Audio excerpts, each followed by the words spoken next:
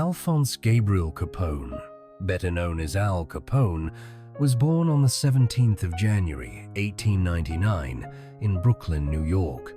Raised in a tough neighborhood, Capone's early life was marked by hardships, but he quickly learned how to navigate the rough streets of the city.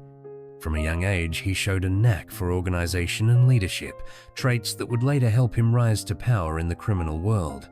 Capone became involved in organized crime in his early 20s when he started working for a notorious gangster, Johnny Torrio, in Chicago.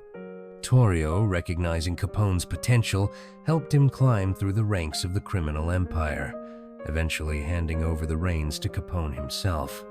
By the early 1920s, Capone was the head of one of the most influential crime syndicates in America, controlling everything from bootlegging and gambling to vice operations. One of the defining moments of Capone's rise to power came with the onset of Prohibition in 1920. The 18th Amendment, which prohibited the sale of alcohol, created a massive underground market. Capone saw an opportunity to make a fortune by supplying alcohol to those who still wanted a drink. His network of speakeasies, hidden bars, and illegal breweries flourished during this time, and Capone quickly became a millionaire. But it wasn't just alcohol that fueled his empire. Gambling, extortion, and even the control of labor unions brought in more money. Capone was known for his decisive actions. He didn't hesitate to use force when necessary to maintain control over his operations and neutralize competition. The infamous St.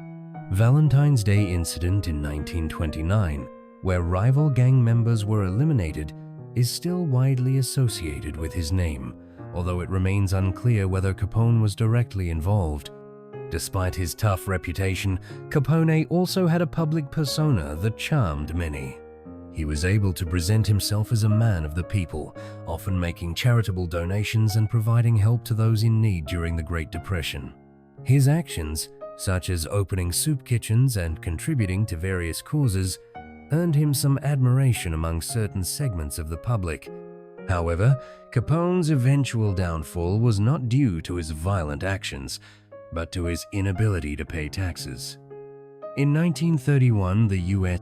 government, led by federal prosecutor Eliot Ness and a team of law enforcement officers known as the Untouchables, brought Capone to trial for tax evasion. Despite his criminal empire, Capone was convicted and sentenced to 11 years in prison. His time in prison was a stark contrast to his earlier life of luxury. He was sent to Alcatraz, one of the most notorious prisons in the United States, where his health began to decline. By the time he was released in 1939, his once powerful empire had crumbled. Capone spent his final years battling the effects of syphilis and living in relative obscurity until his death on the 25th of January, 1947. Al Capone remains one of the most infamous figures in American criminal history.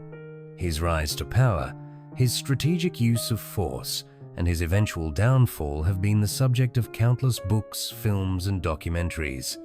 Despite his criminal activities, Capone's legacy endures, and he continues to captivate the public's imagination to this day.